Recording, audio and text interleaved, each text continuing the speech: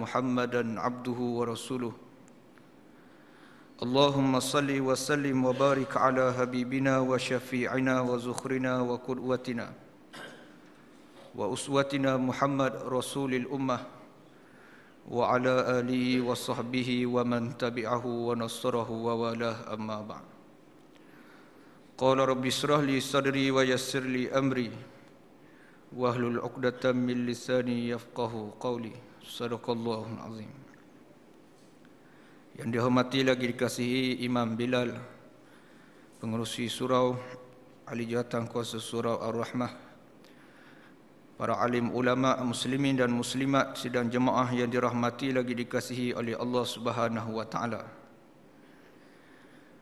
Jadi insya-Allah pada pagi ini saya menggantikan Al-Fatihah Ustaz Mizan. Kerana tersekat di Lebuh Raya dia berpatah balik. Saya pula nak balik tak dapat. Jadi saya yang gantikan tempat dia. Jadi saya pun asal Terengganu juga. Jadi kalau ada keluar bahasa Terengganu tu minta maaf lah. Jadi alhamdulillah, pertama-tamanya dan selama-lamanya marilah kita memanjatkan dan merafakkan setinggi rasa syukur kita kepada Allah Azza wa Jalla. Kerana pagi-pagi ini Allah Subhanahu wa taala telah memberi ruang dan peluang kepada kita serta kekuatan kepada diri kita untuk kita menjadi hamba yang taat kepada perintah Allah Subhanahu wa taala. Dan Allah Subhanahu wa taala tidak semua dia pilih manusia menjadi tetamu Allah Subhanahu wa taala di atas muka bumi. Dan para ulama menyatakan sesiapa yang dipilih menjadi tetamu Allah di atas muka bumi, insya-Allah dia juga akan terpilih menjadi tetamu Allah di hari akhirat kelak. Dan sesiapa yang tidak terpilih menjadi tetamu Allah di atas muka bumi lagi, maka jangan harap dia akan menjadi tetamu Allah di hari akhirat kelak. Jadi kita bersyukur kepada Allah Subhanahu wa taala kerana Allah taala telah memilih kita semua pada pagi ini. Jadi di antara persoalan yang sering dipersoalkan oleh para alim ulama, apakah tanda manusia ini telah mendapat kasih sayang daripada Allah? Adakah dengan ilmu agama yang banyak yang Allah Ta'ala kurniakan kepadanya sudah menggambarkan bahawa Allah Ta'ala kasih padanya? Tidak. Kerana kalau kita lihat berapa ramai manusia yang Allah Ta'ala kurniakan ilmu agama yang banyak padanya, akan tetapi Allah Ta'ala murka kepadanya. Kerana apa? Kerana ilmu agama yang dikurniakan oleh Allah digunakan untuk menyesatkan manusia. Ada orang yang diberi kekayaan yang hebat, kemewahan yang hebat, belum tentu Allah Ta'ala kasih kepadanya. Kerana kalau kita lihat berapa ramai manusia yang Allah Ta'ala kurniakan kekayaan yang hebat, akan tetapi Allah Ta'ala laknat kepadanya sebagaimana Qarun laknatullah. Qarun yang diberi kekayaan yang cukup hebat oleh Allah Subhanahu wa taala, sehingga dikatakan kekayaan Qarun memerlukan 7 ekor unta bawa anak kunci sahaja. Bawa anak kunci gedung memerlukan 7 ekor unta. Pikul anak kunci gedung. Akan tetapi Qarun mati ditenggelamkan bersama dengan harta kekayaannya. Lalu matilah Qarun dalam keadaan kecelakaan dan kehinaan di sisi Allah Subhanahu wa taala. Maka apakah tanda kita telah mendapat kasih sayang daripada Allah? Adakah dengan jawatan yang hebat, pangkat yang tinggi yang Allah Ta'ala kurniakan kepada kita? Tidak. Kerana kalau kita lihat berapa ramai manusia yang Allah Ta'ala kurniakan jawatan yang hebat, akan tetapi Allah Ta'ala murka kepadanya. Sebagaimana Fir'aun laknatullah. Fir'aun seorang manusia yang diberi jawatan yang cukup hebat, sehingga memegang jawatan Perdana Menteri Mesir. Akan tetapi kerana kederhakaan Fir'aun kepada Allah, Allah Ta'ala matikan Fir'aun dalam keadaan kekufuran. Dan Allah Ta'ala janjikan Fir'aun kekal di dalam neraka Allah selama-lamanya.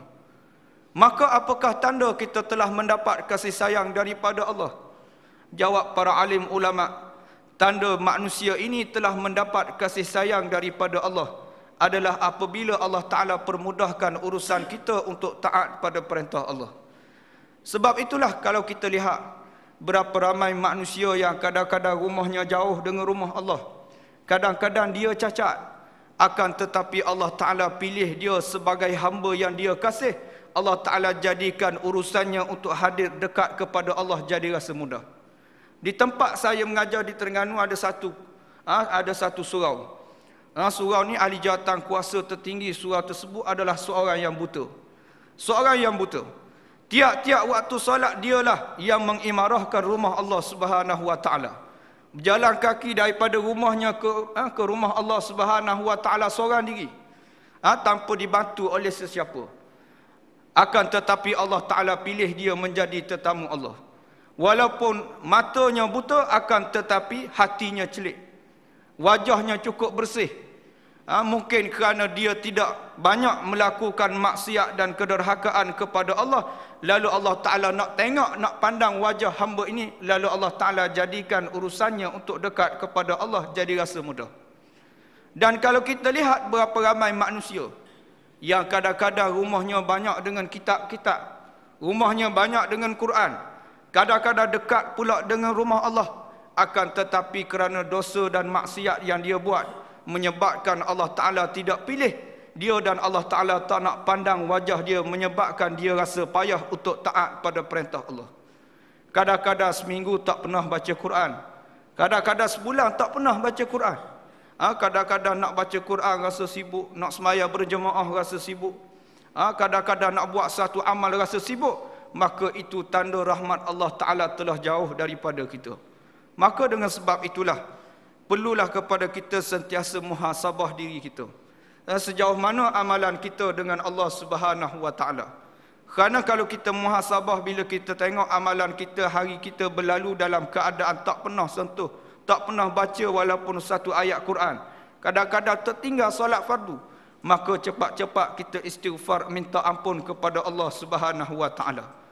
Sebab itulah kita kena bersyukur apabila Allah Ta'ala jadikan kita ada masa untuk Allah Subhanahu Wa Ta'ala.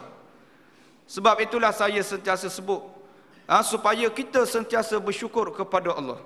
Manusia ni dia jarang bersyukur dengan apa yang dia tak nampak. Manusia dia bersyukur, banyaknya manusia bersyukur apabila dia dapat nikmat yang dia nampak depan mata dia. Jarang manusia bersyukur. Sebab apa? Sebab dia ni seorang yang beriman, jarang. Sebab itulah Allah Ta'ala sebut dalam Al-Quran, wa qalilum min ibadiyasy syakur, amat sedikit dari kalangan hamba-Ku yang bersyukur. Sebab apa? Sebab Allah Ta'ala jadikan manusia di atas muka bumi ini cukup ramai. Dan sebahagian daripada manusia yang ramai ini, Allah Ta'ala pilih sebahagian sahaja yang dapat menerima cahaya hidayah Islam.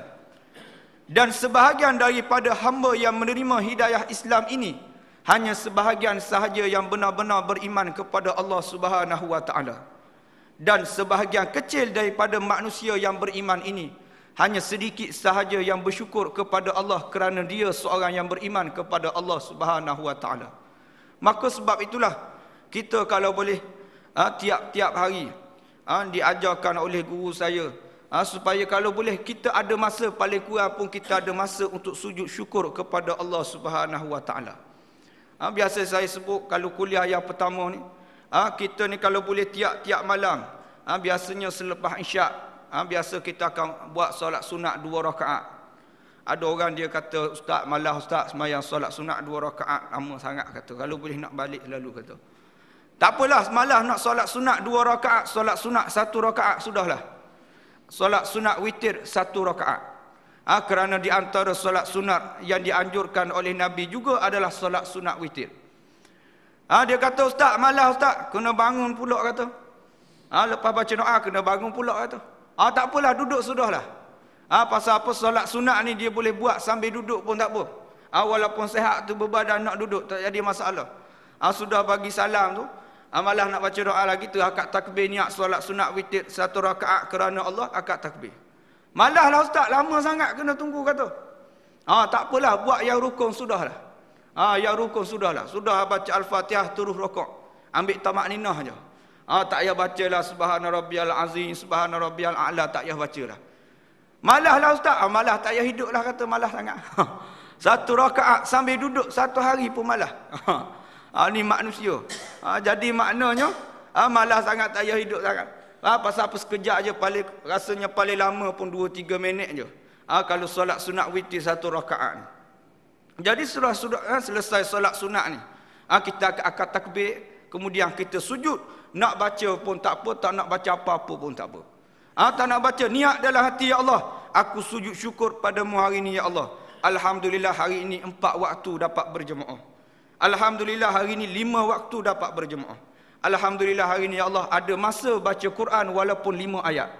Alhamdulillah hari ini, ya Allah, dipermudahkan urusan di pejabat dipermudahkan, di bank dipermudahkan, anak-anak sihat, alhamdulillah, keluarga bahagia, rasa cukup dan sebagainya. Sekejap je kita bangun, kita bagi salam. Bangun bagi salam, sekejap tak sampai 1 minit. Akan tetapi perkara yang mudah inilah yang manusia payah nak buat. Betul lah, memang bila manusia yakin pada apa yang dijanjikan oleh Allah, manusia akan bersyukur kepada apa yang diberikan oleh Allah. Allah Ta'ala kata, la in syakartum la azidannakum wa la in kafartum inna azabi lasyadid. Siapa yang bersyukur, aku akan tambah nikmat kepadanya. Siapa yang kufur ingkar, sesungguhnya azab Allah Ta'ala sangat pedih. Sebab itulah kadang-kadang memang kita bersyukur hari ini, Allah Ta'ala tak balas sekarang, Allah Ta'ala tak balas esok. Mungkin 10 tahun akan datang Allah Ta'ala balas apa yang kita syukur hari ini. Mungkin 20 tahun akan datang. Kadang-kadang kita tak sedar. Sebab kita bersyukur hari ini, 20 tahun akan datang Allah Ta'ala kurniakan kepada kita anak-anak yang soleh. Kadang-kadang kerana sebab kita bersyukur, anak kita daripada derhaka, Allah Ta'ala jadikan kita anak yang soleh. Ada anak yang soleh, bila kita mati dialah yang mendoakan kita. Dialah yang minta supaya Allah Ta'ala ampunkan dosa kita. Kenapa? Kerana sifat syukur yang ada pada diri seorang yang beriman ini menyebabkan Allah Ta'ala akan balas gandakan dengan apa yang dia syukur. Maka dengan sebab itulah, kadang-kadang kalau kita tengok, berapa ramai manusia yang kadang-kadang anaknya cerdik. Kadang-kadang belajar luar negara. Tapi bila balik, kerja hebat, malu nak mengaku mak ayah. Derhaka kepada Allah, derhaka kepada mak ayah. Sebab apa? Sebab kadang-kadang itu adalah balasan mungkin sifat kederhakaan kita kepada Allah Subhanahu Wa Ta'ala. Kadang-kadang anak kita kadang-kadang tak berapa bijak pun. Belajar pun tak tinggi mana. Akan tetapi Allah Ta'ala jadikan dia anak-anak yang soleh.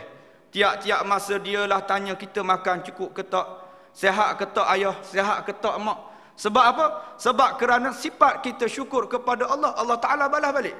Maka dengan sebab itulah, bila kita bersyukur kepada Allah, kita tidak pernah rugi. Bahkan Allah Ta'ala yang menggandakan apa yang kita syukur. Maka dengan sebab itulah, kita bersyukurlah pada Allah kerana menjadi tetamu Allah pada pagi ini, insya-Allah.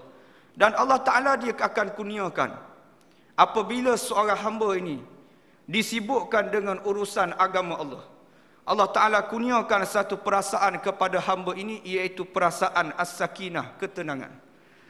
Siapa-siapa yang duduk di rumah Allah, siapa yang duduk di dalam majlis ilmu yang mengingatkannya kepada Allah, Allah Ta'ala kurniakan satu perasaan as-sakinah, perasaan yang sangat tenang. Jarang manusia duduk dalam majlis ilmu rasa gelisah je, tak sedap duduk je. Maknanya jarang sangat. Kebanyakan manusia duduk dalam majlis ilmu memang sangat tenang. Tenang siapa terlelap pun ada. Tenang tak tenang. Maknanya sebab tu khutbah Jumaat, bila hari Jumaat ramai yang tidur. Pasal mereka yang tidur ni telah mendapat ketenangan daripada Allah. Pasal apa? Di rumah payah nak tidur, mari masjid. Ada isteri tu dia kata, "Ustaz, suami saya payah nak tidur," kata. Payah nak tidur, tapi kalau mari kuliah dia mudah tidur. Tak apalah, ajak mari kuliah, tak ada masalah. Tak jadi masalah. Dan di tempat saya mengajar ada satu buah surau tu. Surau yang agak kecil lah. Surau kecil je, tapi di tepi surau tu ramai je rumah orang. Kata tapi dia tidur tu tidur sampai terbaring tu. Bila kita kuliah tu dia tidur sampai terbaring. Sampai terbaring. Kita nak marah pun tak boleh pasal orang kampung. Dia tidur terbaring, yang 2 orang lagi tidur sambil menyandar di dinding, yang seorang lagi tidur sambil menyandar di tiang, seorang muslimat, seorang budak. Tu je ahli jemaah dia. Tu je ahli jemaah, banyak tiang pada orang. Tapi kita mengajar je. Kita mengajar. Sebab apa? Dia datang ke rumah Allah, sudah dikira ada keberkatan majlis ilmu dia dapat dah. Tapi umat Islam akhir zaman ni dia kata apa? Kalau nak pergi ke masjid, pergi majlis ilmu, kalau tidur baik tak payah pergilah, dia kata. Baik tak payah pergi, duduk rumah je. Yang jadi masalah bukan yang tak pergi, yang pergi, tapi yang tak pergi. Mari nak tidur tak jadi masalah. Mungkin surau boleh sediakan ruang tidur dalam majlis sewaktu kuliah, tak ada masalah. Ruang tidur sewaktu kuliah, tak ada. Jangan tidur depan ustaz, sudahlah. Jadi maknanya tak jadi masalah. Sebab apa? Sebab dia telah datang. Yang jadi masalah yang tak datang. Walaupun yang hari ni dia kata dapat apa hari ni? Dapat assalamualaikum wallahu a'lam. Tu je yang dapat. Tak jadi masalah. Tak apa. Kesungguhan dia datang ke rumah Allah sudah dikira pahala di sisi Allah. Setiap langkah yang dia langkah, setiap peluh yang keluar daripada badan seorang hamba ini kerana ketaatan kepada Allah, setiap minyak asap yang keluar daripada kenderaan yang digunakan untuk datang ke rumah Allah, itu semua mendapat nilaian di sisi Allah Subhanahu wa taala. Maka sebab itulah disebut dalam satu hadis, kenderaan yang digunakan untuk fisabilillah, dahulu dikira unta, tahi unta ataupun najis unta, yang digunakan unta ini untuk fisabilillah akan mendapat nilaian Allah di hari akhirat kelak. Kiasannya adalah kenderaan hari ini. Memang hari ini orang tak mari dengan unta, orang mari dengan kereta, dengan motor. Maknanya asap yang keluar daripada setiap kenderaan untuk fisabilillah pada jalan Allah Ta'ala ini sudah dikira mendapat nilaian di sisi Allah di hari akhirat kelak. Jadi lepas ni kena pakai kereta yang asap keluar banyak sikit. Supaya banyak sikit dapat nilaian di sisi Allah Subhanahu wa taala, insya-Allah. Jadi begitulah Allah Taala.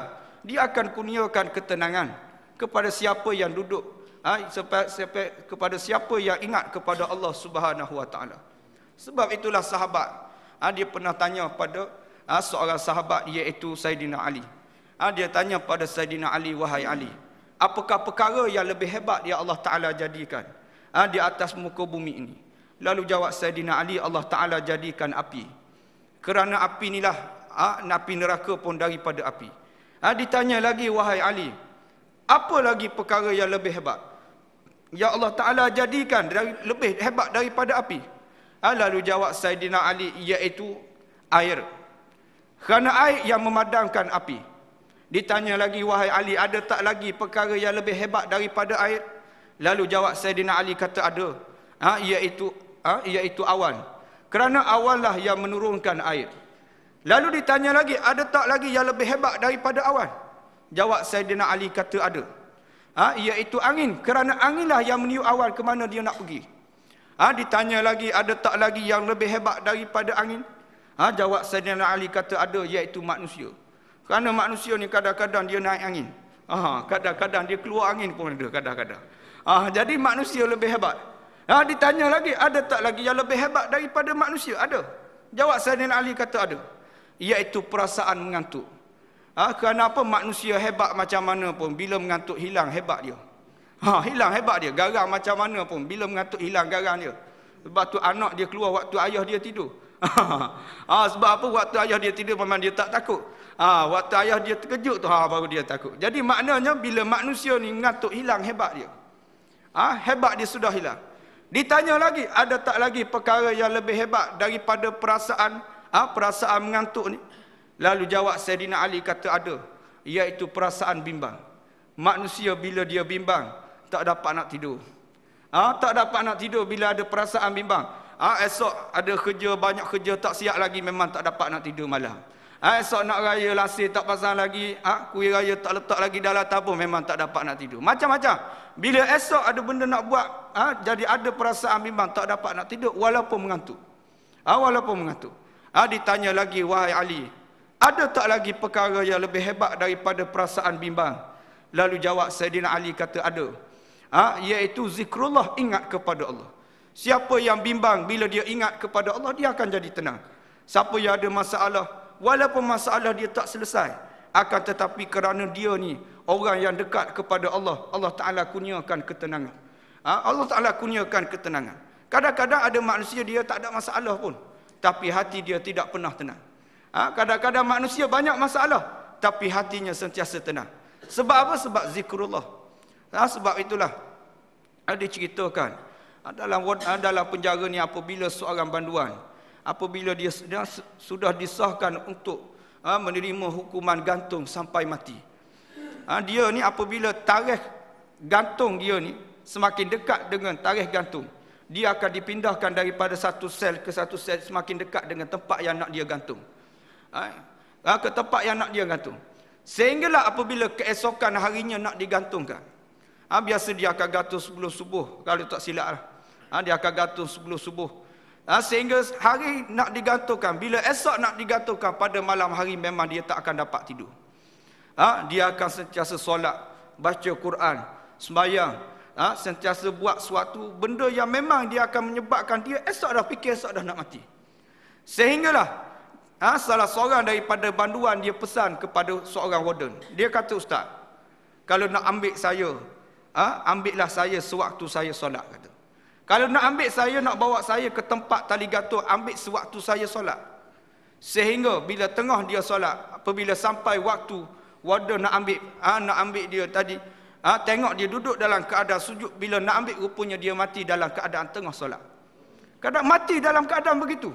Ini adalah pilihan daripada Allah. Hasil daripada apa? Kerana selalu ingat kepada Allah. Walaupun dia seorang banduan, walaupun dia seorang ahli maksiat derhaka kepada Allah Ta'ala, tetapi kuasa ingat kepada Allah, zikrullah itu suatu kuasa yang sangat hebat. Maka dengan sebab itulah, tu sebagai mukadimah lah kot pagi ni. Tak tajuk, masuk tajuk lagi. InsyaAllah kita akan rengkahkan tajuk pada pagi ni, insyaAllah. Jadi sukalah, pasal biasalah, surah pertama ni beginilah. Surah pertama ni. Jadi suka untuk saya bawakan tajuk pada pagi ni, insyaAllah, iaitu pesanan daripada Syekh Ibnu Hajar Al-Asqalani. Syekh Ibnu Hajar Al-Asqalani seorang pengarang kitab Fathul Bari. Kitab yang mensyarahkan Sahih Bukhari. Mungkin kita pernah dengar nama kitab ini. Jadi Syekh Ibnu Hajar Al-Asqalani dia memberi pesanan. Terdapat 10 golongan manusia yang paling dibenci oleh Allah Subhanahu wa taala. Terdapat 10 golongan manusia yang paling dibenci oleh Allah Subhanahu wa taala. Jadi pagi ni nak sentuh 10, takut habis pukul 10 lah. Jadi kita sentuh satu je lah, insyaAllah. Sentuh satu je lah, insyaAllah. Jadi golongan yang disebut oleh Ibnu Hajar Al-Asqalani, bahawa Allah Ta'ala benci kepada manusia yang tamak. Allah Ta'ala benci pada manusia yang tamak. Akan tetapi yang paling dibenci oleh Allah Subhanahu wa Ta'ala adalah para alim ulama yang tamak. Allah Ta'ala dia benci semua. Sama ada dia ni alim ataupun tidak. Dia ni kaya ataupun miskin. Dia ni sehat ataupun tidak. Apabila ada sifat tamak yang ada pada diri dia, semua Allah Ta'ala benci. Laki-laki ke perempuan ke, bila ada sifat tamak, semua Allah Ta'ala benci. Akan tetapi yang paling dibenci oleh Allah adalah para alim ulama, apabila ada sifat tamak di dalam diri pada para alim ulama. Kerana apa? Kerana kalau manusia biasa, kalau dia tamak, dia akan paling kurang pun dia akan mencuri selipar Tok Imam. Dia akan curi kedai runcit, dia akan curi orang pok bank. Tu je. Maknanya kesalahan dia, bahayanya hanya melibatkan segelintir sahaja manusia. Akan tetapi kalau para alim ulama yang tamak, orang ni akan dengar cakap para alim ulama. Setiap kata-kata yang keluar daripada mulut para alim ulama dia akan pegang. Akan tetapi kerana sifat tamak yang ada pada diri para alim ulama, sehingga dia sanggup menyatakan yang halal itu haram, yang haram itu halal, yang dosa itu dapat pahala, yang benar itu salah, yang salah itu benar.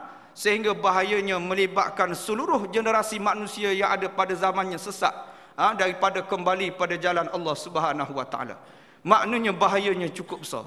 Maka dengan sebab itulah Allah Ta'ala kata, Allah Ta'ala paling benci pada manusia yang mana yang derhaka kepada Allah, iaitu manusia yang diberi ilmu kemudian dia ada tamak dalam dirinya. Sebab itulah Allah Ta'ala sebut di dalam Al-Quran.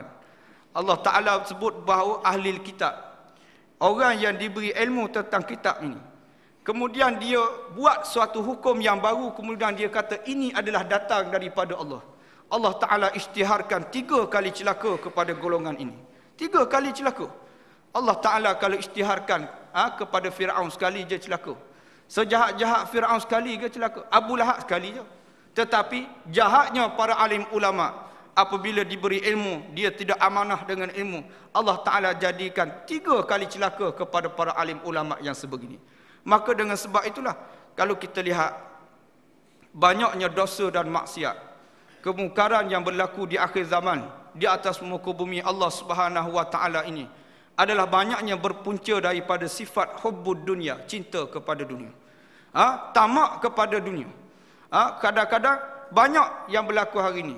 Adik-beradik berbalah sama dengan adik-beradik disebabkan kerana berebut harta pusaka. Anak bunuh ayah sebab kerana nak harta. Anak bunuh mak kerana nak harta. Mak ayah jual anak sebab kerana nak harta. Banyak perkara maksiat dan kederhakaan yang berlaku pada hari ini adalah kerana ada sifat tamak yang ada pada diri manusia.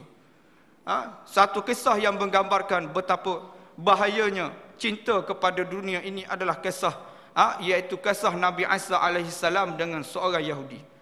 Satu hari Nabi Isa alaihissalam, dia mengajak kepada Yahudi, wahai Yahudi, aku nak mengajak kamu untuk bermusafir denganku, berjalan jauh. Lalu kita kena bawa bekalan masing-masing. Pasal perjalanan kita ni perjalanan yang jauh. Lalu mereka berjalanlah dua orang ni, Nabi Isa dengan Yahudi. Sampai di satu tempat, Nabi Isa kata pada Yahudi, wahai Yahudi, sampai sini kita buka bekalan masing-masing. Nabi Isa dia buka bekal dia dulu. Nabi Isa buka bekal, Nabi Isa keluarkan sebutir roti. Sebutir roti. Lalu si Yahudi tadi, dia bawa 2 butir roti. Dia fikir dalam diri dia, kalau aku keluarkan 2 roti ni, kena bagi dengan Nabi Isa, dia kata. Kena bagi dengan Nabi Isa. Punya kedekut Yahudi ni, dia simpan satu, dia keluarkan satu je. Dia simpan satu, dia keluarkan satu. Lalu Nabi Isa ni, Allah Ta'ala kurniakan mukjizat kepada Nabi Isa. Kelebihan kepada Nabi Isa dapat tahu apa yang hamba ni simpan di rumah. Simpan di rumah pun Nabi Isa boleh tahu. Setakat simpan dalam poket memang tahu sangat. Lalu Nabi Isa pun tanya, Yahudi, pas mana pergi sutir lagi roti? Mana pergi roti sebutir lagi? Kata. Lalu jawab si Yahudi, wallahi, demi Allah, sutir je aku bawa, kata. Demi Allah, sutir je aku bawa, kata, wahai Isa. Dia punya bersumpah. Lalu Nabi Isa diam. Nabi Isa meneruskan perjalanan dengan si Yahudi tadi. Berjalan, jumpa dengan seorang yang buta. Apabila berjumpa dengan seorang yang buta, Nabi Isa kata kepada si buta, wahai si buta, mahukah kamu kalau aku minta doa kepada Allah? Aku tawarkan kepada kamu, aku minta doa kepada Allah supaya sembuhkan penyakit buta kamu. Akan tetapi dengan syarat, kamu kena beriman dan bersyukur kepada Allah. Lalu si buta tadi kata, nak sangatlah jadi celek, kerana apa lama dah minta supaya sembuhkan penyakit ini. Lalu Nabi Isa pun minta doa kepada Allah supaya sembuhkan penyakit si buta ini menjadi celek. Dengan sekelip mata Allah Ta'ala memakbulkan doa Nabi Isa alaihissalam, sehinggalah si buta ini menjadi celek. Sekelip mata. Yahudi yang melihat kejadian tersebut rasa sangat terkejut. Dia kata, subhanallah, hebat sungguh Allah Ta'ala. Hebat sungguh Allah Ta'ala, dia kata. Lalu jawab Nabi Isa, demi Allah, Tuhan yang menyembuhkan penyakit si buta menjadi celek ni. Aku nak tanya padamu, pas mana roti sebutir lagi? Pas mana roti sebutir lagi? Kata, tak habis lagi rupanya. Yahudi ni ingat ke? Lama-lama tak ingat dah. Rupanya tak ingat, rupanya ingat lagi. Lalu jawab si Yahudi, wallahi, demi Allah, sebutir je aku bawa, wahai Isa. Sebutir je aku bawa, kata. 2 kali bersumpah. Lalu Nabi Isa berdiam diri lagi, Nabi Isa berjalan lagi. Sampai di satu tempat, di sebatang sungai. Nabi Isa nak seberang sungai. Nak seberang sungai, sampan tak ada. Perahu pun tak ada. Menyebabkan Yahudi tadi bertanya kepada Isa, wahai Isa, macam mana kita nak seberang sungai? Lalu jawab Nabi Isa, kata, jangan bimbang. Kita ada Allah Ta'ala. Lalu Nabi Isa pun kata, bismillahirrahmanirrahim. Lalu mereka berjalan di atas air. Si Yahudi tadi berpegang kepada Nabi Isa. Lalu mereka berdua dapat berjalan di atas air dengan izin Allah Ta'ala. Sampai di seberang sungai, terkejut lagi si Yahudi ni. Subhanallah, hebat sungguh Allah Ta'ala dapat berjalan atas air ni. Lalu Nabi Isa kata, demi Allah, Tuhan yang mengizinkan kita berjalan di atas air tadi. Aku nak tanya padamu, pas mana roti sebutir tadi? Roti sebutir lagi duduk mana? Nabi Isa tanya. Lalu jawab si Yahudi tadi, wallahi, demi Allah, sebutir je aku ada, wahai Isa. 3 kali bersumpah. Ramai orang yang ada perangai lagu ni. Ramai orang yang ada perangai lagu ni. Perangai lagu ni macam Yahudi lah. Keturunan barangkali. Jadi maka sebab tu jangan ada perangai lagu ni, tuan-tuan, puan-puan. Jadi maka dengan sebab itulah direkahkan cerita. Sampai di satu kampung, yang kampung ni lama dah orang tinggal. Tak ada orang dah duduk di kampung ni. Lalu mereka berjalan berjumpa dengan 3 ketul emas. Dia jumpa dengan 3 ketuk lemah. Lalu Nabi Isa kata kepada si Yahudi, wahai Yahudi, emah ni tak ada tuan punya. Tak ada tuan punya. Jadi apa kata kita bahagikan emah ni sama-sama rata dengan kita. Lalu Nabi Isa kata, seketul aku ambil. Seketul lagi kamu ambil. Dan ketulan yang ketiga ni aku nak bagi pada tuan roti yang ketiga. Wallahi demi Allah akulah tuan roti ketiga. Dia mengaku lalu. Nampak emah, nampak dunia ni memang cepat mengaku. Kadang-kadang kalau dia tak buat, dia mengaku dia buat. Kalau tak buat apa? Sebab apa? Sebab bila nampak dunia. Lalu Nabi Isa kata, wahai Yahudi, kamu mengaku bukan sebab kerana kejujuran kamu, tapi disebabkan kerana sifat tamak yang ada pada diri kamu, nak sangat kepada mah ni. Maka kalau mu nak sangat, mu ambil belakalah. Semua ni mu ambil lah. Semua ni kamu ambil. Lalu Nabi Isa tinggalkan si Yahudi bersama dengan 3 ketul emas. Lalu Yahudi tadi, dia nak bawa balik 3 ketul tak larat, pasal mah ni berat. Nak tinggal seketul saya. Nak bawa tak larat, nak tinggal saya. Tengok je lah dapat. Menyebabkan datang 3 orang perampok, terus bunuh si Yahudi tadi. Jadi cerita tak habis lagi, cerita panjang cerita ni. 3 orang perampok dengan si Yahudi, dengan emah pula. Jadi 3 orang perampok dengan emah pula. 3 orang perampok dia bincang. Kita ni lama letih dah berjalan jauh. Apa kata kita minta keluarkan duit sikit seorang, kemudian kita beli makanan, balik, bila dapat makanan, dapat tenaga, kita bawa baliklah mah ni. Lalu mereka keluarkan duit sikit seorang di kalangan mereka. Minta salah seorang daripada perampok ni pergi beli roti. Kemudian yang 2 orang tadi jaga mah tadi. Yang 2 orang yang duduk jaga mah tadi, perampok tadi, dia bincang sama dengan dia. Kalau kita bunuh kawan kita seorang tu, emas 3 ketul ni kita dapat banyak sikit. 1,5 seorang. 1,5 seorang punya tamak. Sama-sama perampok pun jahat ni. Jadi makna dia kata kita bagi sama dengan 1,5 seorang dapat. Menyebabkan mereka bersetuju kata, aku yang pegang, kamu yang pacung. Kemudian yang perampok pergi beli makanan tadi. Sambil dia berjalan, sambil dia berfikir, dia kata, kalau aku bunuh 2 orang tadi, 3 ketul mah dapat kat aku belaka. Semua dapat kat aku. Maknanya dia lagi bijak. 3 ketul dapat ke dia seorang. Menyebabkan si perampok yang pergi beli makanan, dia pergi beli roti. Ambil racun letak dalam roti. Bila dia bawa balik, tak sempat dia nak kata apa-apa, kawan dia pegang terus bunuh dia. Dan kawan dia 2 orang tu makan roti yang dia beli, habis semua mati. 3 mati perampok. Seorang Yahudi mati, 4 orang mati. Menyebabkan Nabi Isa lalu balik di tempat tadi. Nabi Isa tengok ada 4 orang mati, 3 ketul emas duduk di tempat yang biasa. Menyebabkan Nabi Isa kata apa? Hazihi dunya, inilah dunia. Manusia sanggup bermuduhan, manusia sanggup buat maksiat, manusia sanggup buat dosa derhaka kepada Allah kerana adanya sifat tamak di dalam dirinya. Sebab itulah kita tua-tua dan puan-puan, jauhlah sifat tamak. Buanglah sifat cinta kepada dunia melebihi daripada cinta Allah dan Rasul daripada diri kita. Kerana manusia yang cinta pada dunia, dunia tak mampu selamatkan dia di hari akhirat kelak. Itu yang mesti kita kena ingat. Kerana Allah Ta'ala jadikan nikmat hidup di dunia ini adalah nikmat yang sementara. Semua apa yang Allah Ta'ala jadikan di atas muka bumi ini semua sementara. Saya ambil contoh mudahlah. Iaitu dalam bab makanan sudahlah. Dalam bab makanan ada orang dia kata dia ada, mungkin dia ada makanan yang paling sedap yang dia nak makan. Kalau Terengganu paling sedapnya ikan bau masak tempoyak lah dak. Contohlah. Ikan bau masak tempoyak, tapi tak tahulah okey suka makan apa. Jadi ikan bau masak tempoyak. Lama dah mengidam nak makan. Bila dapat makan ni, makanan sedap ni, bila dapat makan dia akan kunyah slow-slow je. Kunyah slow-slow. Telan pun telan slow-slow je. Nak rasa nikmat makan tu, dia pun telan slow-slow. Tapi dia nak tahan makanan tu supaya berada dalam perut dia selama-lamanya tak dapat. Sampai satu masa dia terpaksa buang. Kalau tahan pun dia akan jadi penyakit. Ni.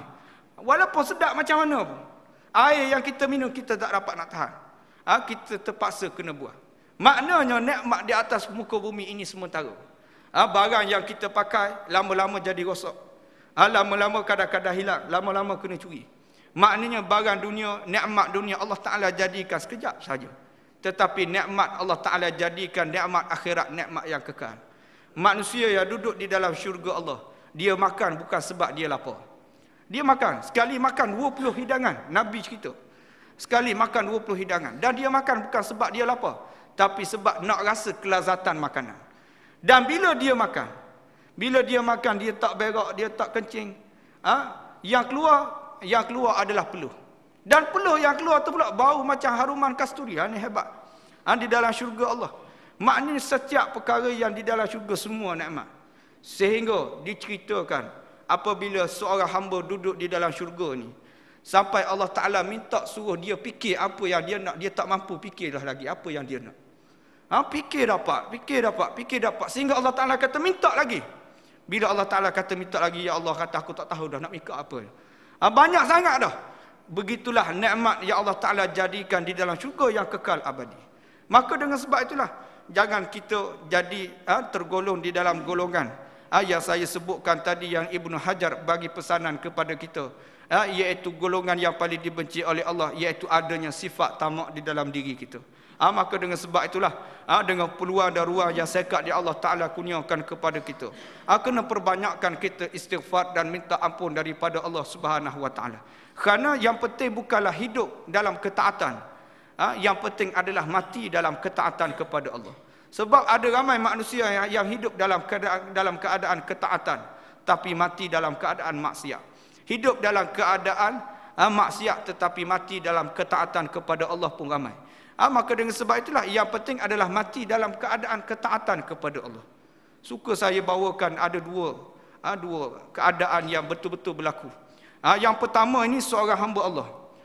Di saat dia hidup, dia ni mencarut macam-macam perkataan, dia mencarut.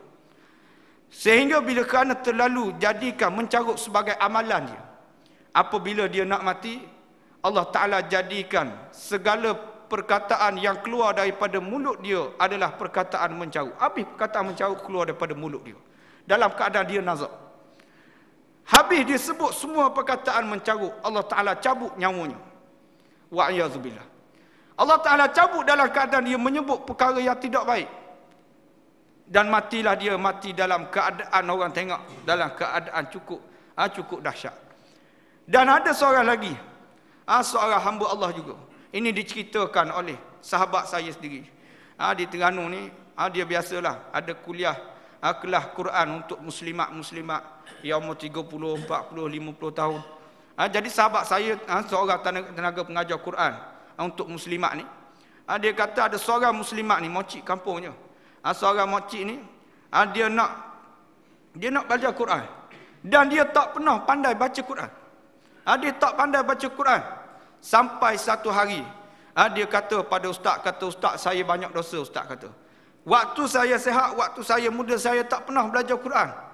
Bila saya tua ni, saya rasa bersalah, penuh dengan dosa, ustaz. Saya nak minta ampun banyak-banyak pada Allah Subhanahu Wa Ta'ala. Sehingga satu hari dia ambil satu Quran. Dia ambil satu Quran ni, dia cium daripada muka depan. Cium sambil dalam keadaan dia cium dalam keadaan menangis. Dia cium daripada surah Al-Fatihah, dia belak satu, cium belak satu, sampai helaian yang terakhir dia belak, dia cium. Semua helaian di dalam Quran dia cium dalam keadaan dia menangis sampai ke surah yang terakhir, sampai ke kulit Quran yang terakhir. Sebab apa? Sebab dia tengok Quran nak baca tak pandai. Yang dia tahu, dia dapat cium, dia dapat rasa bersalah di hadapan Allah Subhanahu Wa Ta'ala. Selang beberapa hari selepas itu, lama dah dia tak datang untuk mengaji Quran. Lalu sahabat saya tanya, mana pergi makcik ni, lama dah tak tengok. Lalu orang kampung bagi tahu, kata ustaz, dia mati dah ustaz, kata meninggal lah kata. Tapi meninggal dalam keadaan baik. Diceritakan sendiri oleh suami dia. Saat suami dia bangun pagi sebelum subuh, nak bersiap solat subuh, dia tengok isteri duduk solat. Dia tengok isteri tengah solat. Dia pun bersiap untuk pergi ke masjid, dia pun terus pergi ke masjid. Balik semayang solat subuh, balik daripada surau, dia tengok isteri duduk sujud lagi dalam keadaan solat. Bila dia gerakkan isteri dia, rupanya isteri dia mati dalam keadaan sujud kepada Allah Subhanahu Wa Ta'ala. Begitulah pengakhiran manusia. Kadang-kadang dia tak sempat nak baca Quran. Kadang-kadang ada orang, ada sahabat, tak pernah semayang, tak pernah baca Quran, tak pernah mandi wajib, akan tetapi Allah Ta'ala pilih dia syahid di jalan Allah. Kenapa? Kerana dia sempat bertaubat, dan taubat dia diterima di sisi Allah Subhanahu Wa Ta'ala. Maka dengan sebab itulah yang penting kepada kita insya-Allah, adalah taubat kita jangan kita tangguh-tangguh. Bila kita sedar, kita cepat-cepat kita istighfar dan minta ampun kepada Allah Subhanahu Wa Taala. Kadang-kadang ada orang tanya, Ustaz, kadang-kadang kita bertaubat dah tapi bimbang takut buat pula dosa kita. Kita taubat dah, kita takut kita permainkan taubat kata. Tak apa, yang penting adalah kita mati dalam keadaan taubat mendahului hidup kita. Bila kita bertaubat tiba-tiba tak tahan sangat, ya Allah, buat pula dosa. Taubat balik, cepat-cepat buat baik. Bila manusia ni dia buat dosa, cepat-cepat kita buat baik.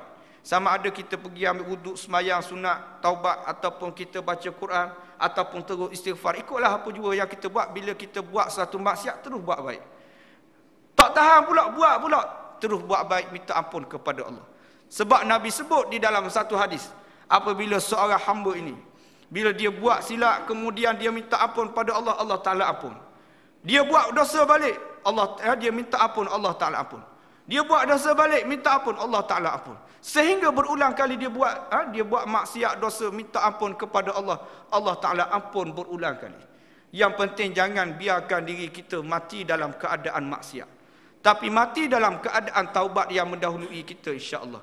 Kerana sifat manusia memang tidak akan lari daripada kesilapan. Syaitan memang dia akan hasut kita, jangan taubat lagi. Jangan taubat lagi, kata awal lagi kata. Nanti malam nanti baru taubat. Maknanya kenapa? Kerana dia nak manusia mati dalam keadaan kederhakaan kepada Allah Subhanahu Wa Taala. Maka dengan sebab itulah, insya-Allah, moga-moga dengan sedikit perkongsian yang rekah ini, insya-Allah pada pagi ini dapat memberi manfaat kepada kita.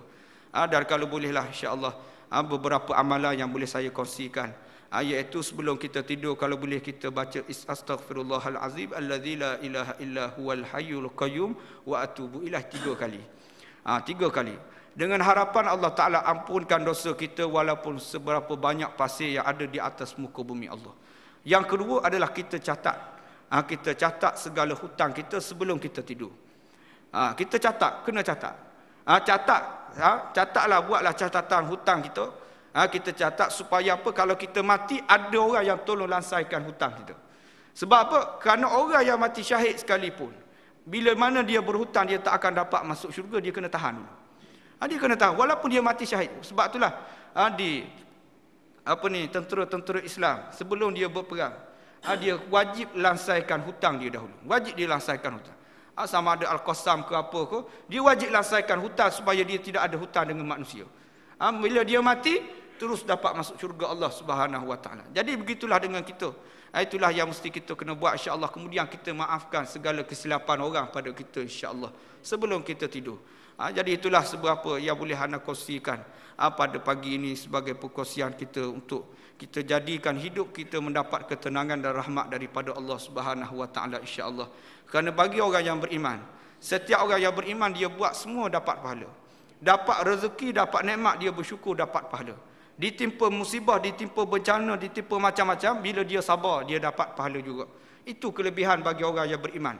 Kalau manusia dia jadi orang yang beriman, yang faham, mudah saja dia nak dapat pahala di sisi Allah Subhanahu Wa Taala.